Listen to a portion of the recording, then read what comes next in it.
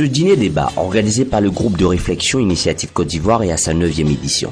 Le think tank ivoirien a décidé d'échanger sur un sujet d'actualité pour le milieu des affaires, l'État partenaire de développement du secteur privé, de l'élaboration du budget au paiement de la dette publique. Aboudrahmane Cissé, ministre auprès du Premier ministre chargé du budget, conférencier du jour, s'est réjoui de la configuration du budget 2016. Un budget très avantageux pour le secteur privé, car le tiers sera consacré à l'investissement.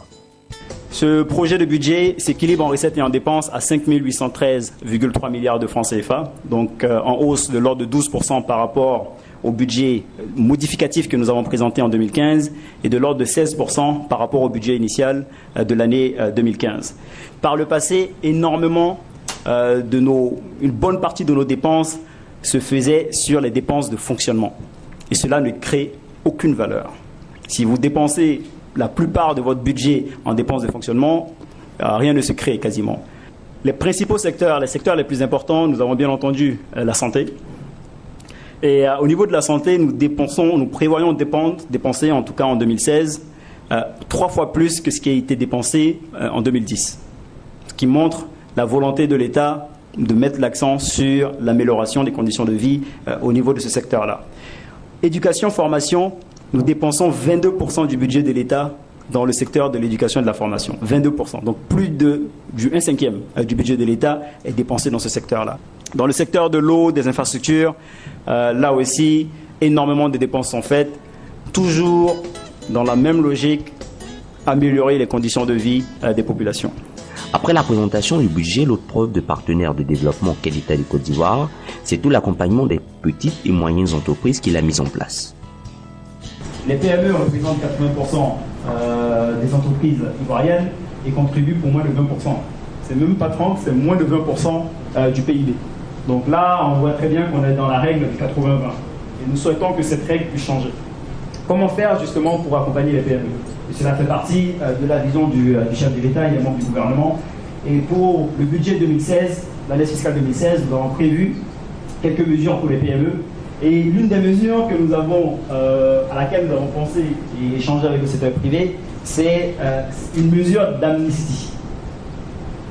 On se dit, bon, donnons une amnistie aux entreprises, toutes celles qui sont dans l'illégalité, donnons jusqu'au 30 avril 2016, vous venez vous déclarer, j'oublie tout ce qui s'est passé avant, et on repart sur de nouvelles bases.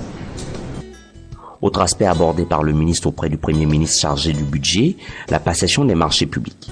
De nouvelles mesures ont été prises pour l'accès à ces marchés par les PME locales. Pour permettre à nos entreprises de pouvoir demain se développer et pouvoir postuler sur des gros marchés, que ce soit en Côte d'Ivoire ou à l'étranger, c'est faire en sorte qu'elles puissent travailler aux côtés des grandes entreprises. Donc aujourd'hui, lorsqu'il y a un gros contrat, si une entreprise décide de sous-traiter à des PME locales 30% de son marché, elle bénéficie d'une préférence de l'ordre de 15% sur son prix. Donc si vous montrez un prix de 115 pour un appel d'offres, que vous décidez de sous-traiter 30% à des PME locales, vous serez retenu par rapport à une entreprise qui a montré un prix par exemple de 100 €, même si vous avez un prix plus élevé. Et cela justement parce que nous souhaitons que sur les gros chantiers, parce que nous avons de gros travaux à faire, ces énormes travaux, nous souhaitons que les PME locales puissent travailler aux côtés des grandes PME, acquérir les compétences pour pouvoir le faire. Si les débats sur le sujet du jour ont donné lieu quelquefois à des échanges fort animés, les opérateurs économiques dans l'ensemble se réjouissent de l'option prise par l'État de Côte d'Ivoire, celle de consacrer le tiers du budget à l'investissement.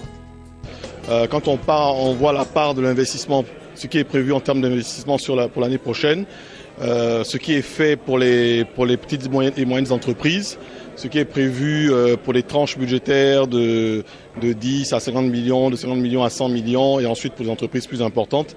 Oui, effectivement, on voit que ce gouvernement a pris en compte de nombreuses préoccupations qui sont des mesures incitatives à l'investissement et à la création d'emplois. Le dîner-débat est à mettre à l'actif de l'Initiative Côte d'Ivoire, un groupe de réflexion think tank, indépendant et non partisan, créé en 2012 par une dizaine de jeunes cadres dirigeants ivoiriens. Initiative Côte d'Ivoire a pour objet de s'inscrire durablement dans le débat public et de constituer une force de proposition qui contribuera de manière efficiente à la reconstruction économique de la Côte d'Ivoire et à la réforme de la société ivoirienne. Elle a pour ambition de promouvoir les valeurs d'éthique, de travail et de justice auprès de la jeunesse ivoirienne.